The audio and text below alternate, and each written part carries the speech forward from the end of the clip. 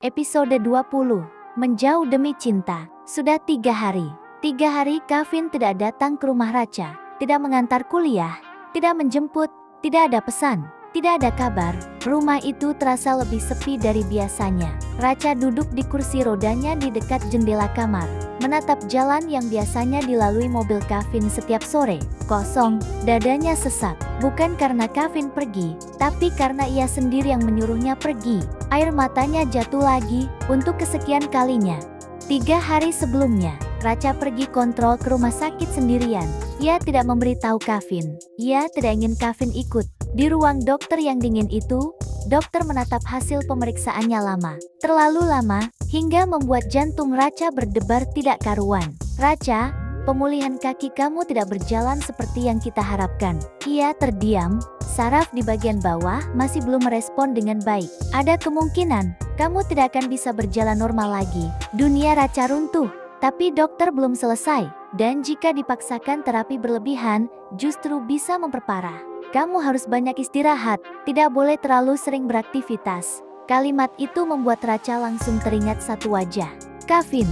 Kevin yang setiap hari mendorong kursinya, menemaninya, menungguinya, mengorbankan London, mengorbankan masa depannya.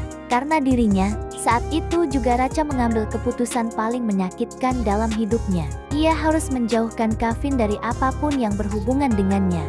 Kembali ke hari ini, di kampus, Kevin duduk sendirian di bangku taman. Tugas terbuka di depannya, tapi ia tidak membaca satu kata pun. Fanny datang membawa minuman, duduk di sampingnya, terlalu dekat.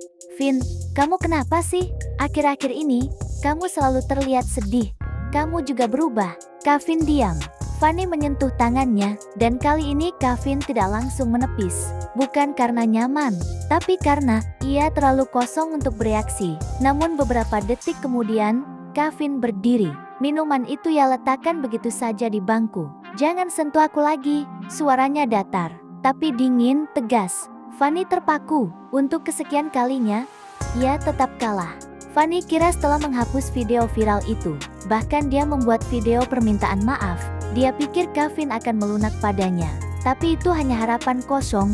Malam hari, Kevin sebenarnya datang. Mobilnya berhenti di depan rumah Racha. Lampu kamar Racha masih menyala. Ia menatap jendela itu lama. Tangannya sudah digagang pintu mobil. Mau turun, mau masuk, mau memeluk Racha dan bilang, "Aku nggak peduli apapun, Cha." Tapi teringat kata-kata Racha, "Kita jaga jarak ya, Vin." Tangannya melemas. Mobil itu akhirnya berjalan pergi. Dan dari balik tirai jendela, Racha melihat semuanya. Air matanya pecah. Tapi ia tidak bisa memanggilnya, karena jika ia memanggil, ia tahu dirinya akan egois. Puncak emosi. Cynthia masuk kamar membawa map hasil pemeriksaan yang tertinggal di meja. Ia membukanya, membacanya, wajahnya pucat, tangannya gemetar. "Racha, ini maksudnya apa?" Racha menangis. Tangis yang selama ini ia tahan sendirian. "Makanya aku harus menjauh dari Kevin, Ma. Aku nggak mau masa depannya habis cuma buat ngurus aku." Cynthia terduduk, air matanya ikut jatuh.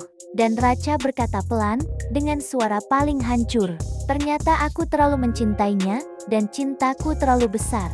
Sampai aku harus mengorbankan diriku sendiri." Lalu ibu dan anak itu saling berpelukan. Sementara di kamarnya, Kevin menatap foto Racha di ponselnya. Matanya merah.